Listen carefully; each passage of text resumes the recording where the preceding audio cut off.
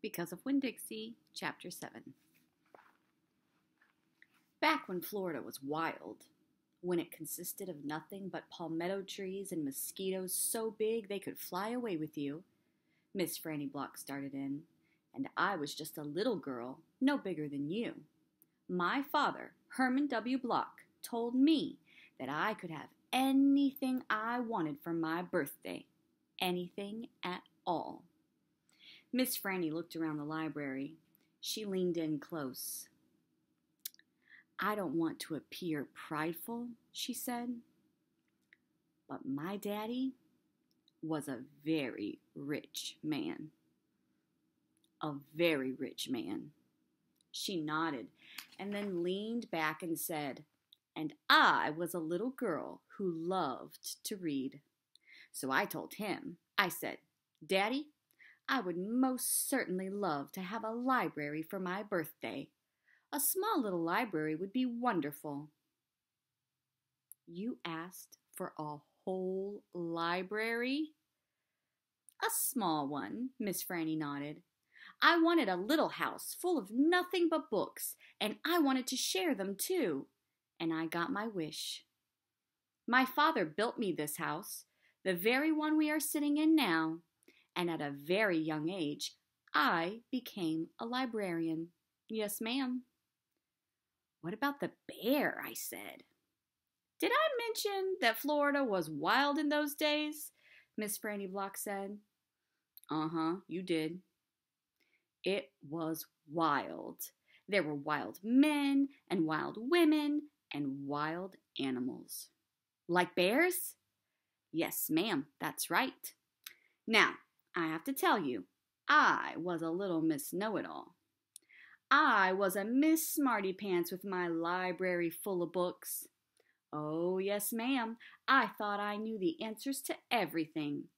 Well, one hot Thursday, I was sitting in my library with all the doors and windows open and my nose stuck in a book when a shadow crossed the desk. And without looking up, yes, ma'am, without even looking up, I said, Is there a book I can help you find? Well, there was no answer. And I thought it might have been a wild man or a wild woman scared of all these books and afraid to speak up. But then I became aware of a very peculiar smell, a very strong smell. I raised my eyes slowly, and standing right in front of me was a bear. Yes, ma'am, a very large bear. How big? I asked. Oh, well, said Miss Franny, perhaps 3 times the size of your dog. Then what happened? I asked her. Well, said Miss Franny, I looked at him, and he looked at me. He put that big nose up in the air and sniffed, as if he was trying to decide if a little Miss Know-It-All librarian was what he was in the mood to eat. And I sat there. And then I thought, well, if this bear intends to eat me, I am not going to let it happen without a fight. No, ma'am. So very slowly and very carefully, I raised up the book I was reading. What book was that? I asked. Why, it was War and Peace, a very large book. I raised it up slowly, and then I aimed it carefully, and I threw it right at that bear and screamed, "Begone!" And do you know what? No, ma'am, I said. He went. But this is what I will never forget. He took the book with him. Nuh-uh, I said. Yes, ma'am, said Miss Franny. He snatched it up and ran. Did he come back? I asked. No, I never saw him again. Well, the men in town used to tease me about it.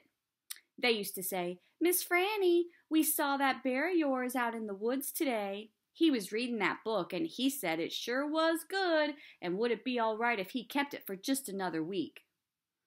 Yes, ma'am, they did tease me about it, she sighed.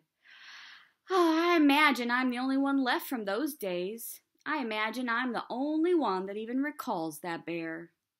All my friends, everyone I knew when I was young, they are all dead and gone. She sighed again. She looked sad and old and wrinkled. It was the same way I felt sometimes, being friendless in a new town and not having a mamma to comfort me. I sighed too.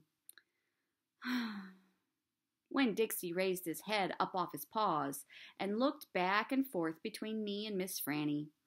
He sat up then and showed Miss Franny his teeth. Well now, look at that, she said. That dog is smiling at me. It's a talent of his, I told her. It is a fine talent, Miss Franny said. A very fine talent. And she smiled back at Winn-Dixie. We could be friends, I said to Miss Franny. I mean, you and me and Winn-Dixie. We could all be friends.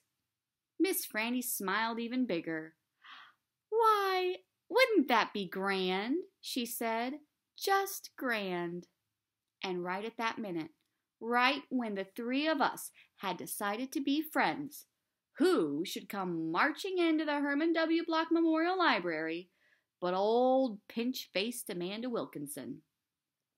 She walked right up to Miss Franny's desk, and said, I finished Johnny Tremain, and I enjoyed it very much. I would like something even more difficult to read now, because I am an advanced reader. Yes, dear, I know, said Miss Franny. She got up out of her chair. Amanda pretended like I wasn't there. She stared right past me. Are dogs allowed in the library? She asked Miss Franny as they walked away. Certain ones, said Miss Franny. A select few. And then she turned around and winked at me. I smiled back. I had just made my first friend in Naomi, and nobody was going to mess that up for me, not even old pinch-faced Amanda Wilkinson.